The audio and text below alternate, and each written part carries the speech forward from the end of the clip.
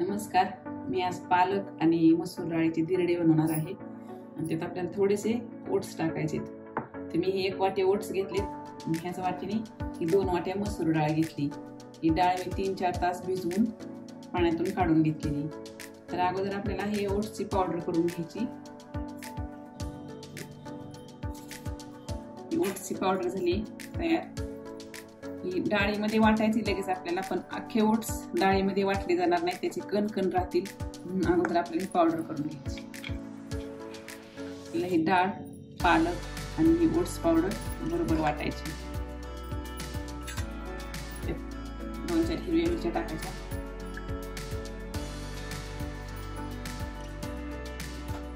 आणि अर्धा चमचा जिरे वाटून घ्यायचं. हे एकदम सगळं एका भांड्यात बसणार नाही, आपल्याला थोडं थोडं करून वाटायचं आणि थोडं पाणी टाकायचं वाटताना.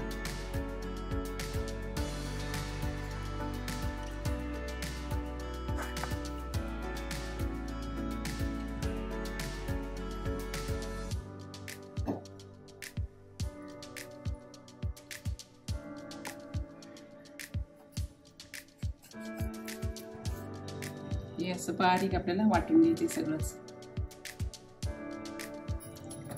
आता हे सगळं आपलं वाटण मस्तपैकी वाटून झालेले. त्यात आपल्याला टाकायचा एक बारीक चिरून कांदा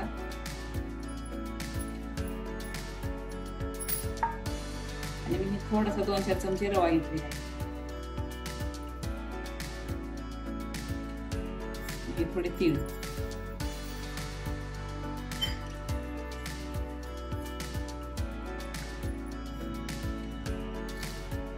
आणि चवीनुसार आपल्याला मीठ टाकायचं.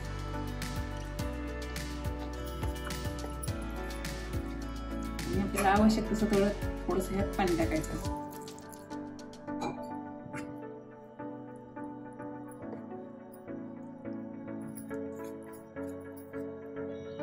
हे असं आपलं घट्टसर बॅटर ठेवायचं की त्याचं आपल्याला धिरडं सोड काढता आलं पाहिजे तव्यावरती. इथपर्यंत हे बॅटर साईड ठेवायचं. तव्याला थोडंसं तेल लावून घ्यायचं.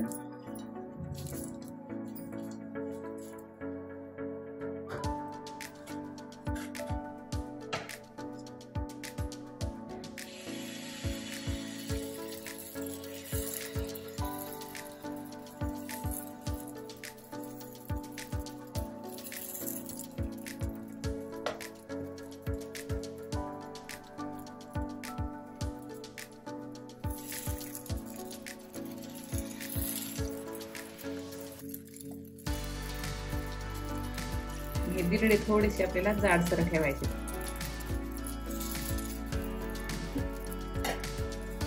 ही वरची बाजू कोरडी झाली की त्याच्यावर आपल्याला थोडंसं तेल सोडायचं आणि ती बाजू आपल्याला पलटून घ्यायची. अगदी सहज उलटतात.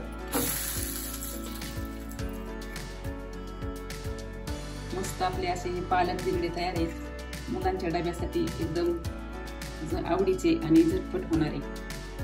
रात्री तुम्ही झोपताना मसूर डाळ भिजत घातली की सकाळी 1 अर्ध्या तासातच ही रेसिपी होते. एकदम मऊसूद असे आपले धिरडे नक्की करून पहा. आवडल्यास लाईक करा, शेअर करा. हे धिरडे दह्याबरोबर एकदम छान लागतात.